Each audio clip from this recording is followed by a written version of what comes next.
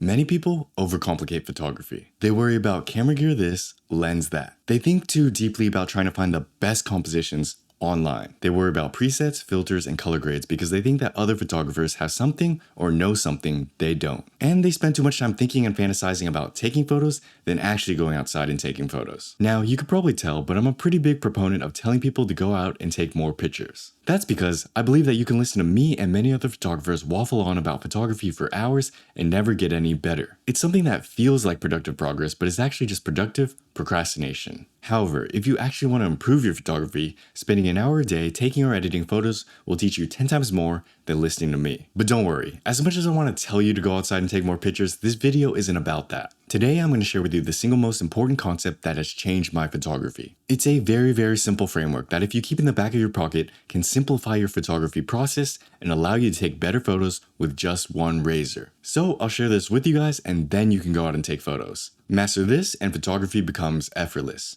2025 version.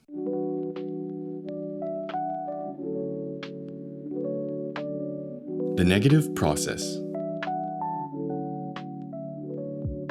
When I first started photography, I had a hunch about what would lead me to take good photos. Now, it was just a hunch, but I learned it from years of trial and error from other disciplines that weren't photography related. And it worked there, so I figured it would work here. To lead into it, let me ask you a few questions that will help you understand the concept. Why does cropping work? Cropping in photography is something that is discouraged by many photographers online. Many will say it's cheating or a bad habit to build. I think there's some truth to this, but I also think there's a reason why it works and why cropping can sometimes make our photos better. Personally, I'm in the party of, if it works, and I'll take the approach that gives me the best end result. Another question, why is street photography easier with a tighter focal length? Many street photographers will recommend to begin practicing with a tighter focal length. Despite popular street photography focal lengths being the 18mm or 27 full frame and 23mm or 35 full frame, it's commonly known that wider focal lengths are more challenging for beginners. There's a reason for this too. What it boils down to is the amount of variables you're playing with. When you shoot with the wider lens, you're working with more stuff in your frame, much of which is unnecessary. Similarly, when you crop in on an image, what you're doing is removing the stuff in your image that is unnecessary. Extra subjects and variables that have no business being inside your picture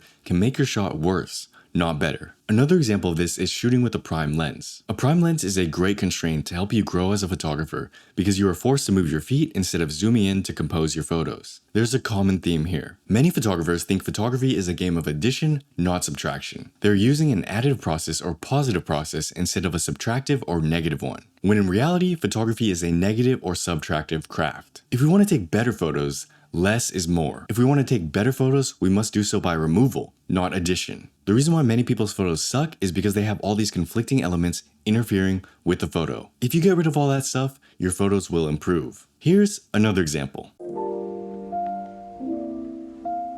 The story of Michelangelo.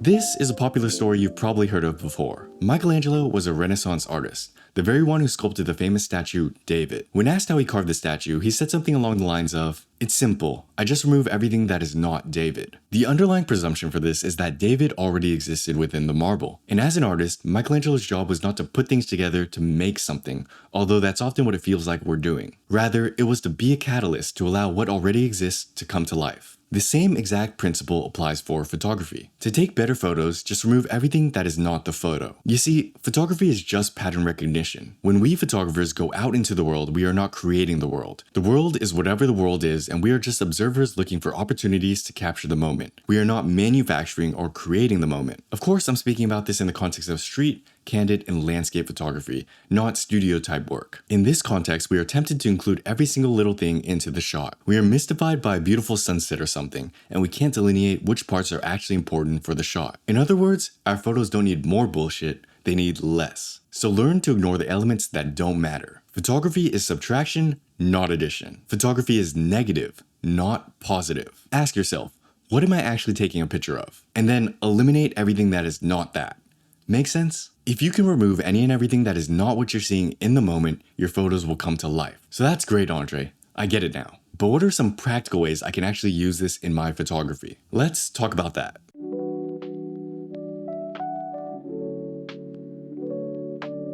Frameworks for a subtractive process.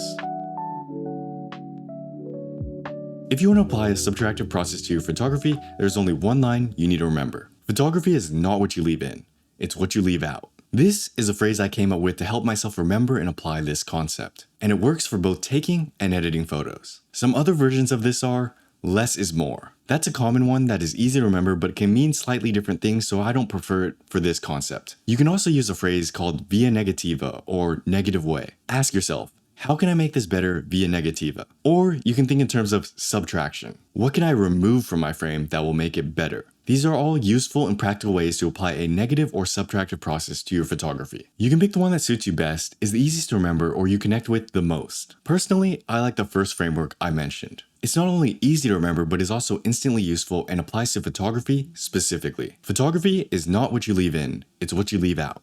So what does applying this framework look like in the real world? Let me give you a few examples. This first shot I took at a Tokyo firework festival last year. It's a pretty decent shot. I'm happy with the moment I pressed the shutter because I got the firework exploding at its fullest. I also got the light from the fireworks shining onto the motorcyclist, which gives a nice contrast between the pinks and the blues. But there's one element here that irks me because it's unnecessary, and that's this car in the background right here. I feel like if it were just a few feet back, I could have gotten the shine from the headlights without having this large, unnecessary shape in the frame. It sucks because I knew it at the time, but I couldn't adjust or reposition myself because the firework was already going off at the time. So it's not a terrible photo, but elimination or removal in this case would have made the photo that much better. Here's another example of a photo I took of a sunset in Tokyo. The first image on its own isn't bad. We have the shapes of the building creating a silhouette in the sky, and that's contrasted by the colors of the sunset. But if you look closer, there are people at the bottom walking. Now, in most cases, this wouldn't be a problem, and I think the shapes add to the overall city feel. But for this photo specifically, the exposure between the people and the buildings is off, and it draws the viewer's eyes away from where I want it to go. So I have a few options. I could crush the shadows and blend the people in. I could add a gradient mask to even out the exposure. I could re-edit the photo, or I could crop the people out. The first one didn't work. Crushing the shadows globally changed the contrast of the entire image and made it ugly. So now I had to decide between a local gradient adjustment or cropping them out, which meant asking myself a few questions. Who is the true subject of this shot? What do I want people to look at? And are these people just getting in the way? The true subject here is the city and the sunset. That's what I want people to look at. And in this case, the people, because of the way I edited the shadows, are getting in the way. Now, if I re-edited the photo this way, it works a bit better, but it's a different look than what I was going for. So I saved myself some trouble of trying to make the people work, and I cropped the bottom part out. And you can see the difference. The previous image felt as if there was a weight on the bottom of the image that was getting in the way, and I didn't like looking at it. And in the second image, there's less visual noise. I know what I should be looking at, and it just looks better. That's how we apply a subtractive process to this photo, by removing what's unnecessary. You can see how much better the image is simply by doing this one little thing. Ideally, we would have done this when I was taking the picture, but sometimes we just don't know any better. This is also a testament to having a clear or well-defined subject. It doesn't have to be super obvious, but the viewer has to know what they're supposed to be looking at. And if that's not clear to you, that's not clear to them. Keep that in mind. So those were a few examples of how I'd apply the framework. Photography is not what you leave in, it's what you leave out. Overall, if you want to take better photos, try using a subtractive process rather than an additive one. Think about removing everything that is not the photo before taking a picture or while photo editing. Ask yourself questions like, what can I remove from my photo that will make it better? But don't just take my word for it. Go outside, apply the concept, and take better photos. You'll learn more from that than from listening to me. So I hope this helped. If it did, please share this with a friend who could also use this. If you want to learn more and build a solid foundation with photography, check out Photography Essentials. It's free. You can also support me by adding to the travel fund or by grabbing a copy of my latest photography zine, The Sinking Sun. Thanks a lot for watching. I'll see you in the next video. Peace.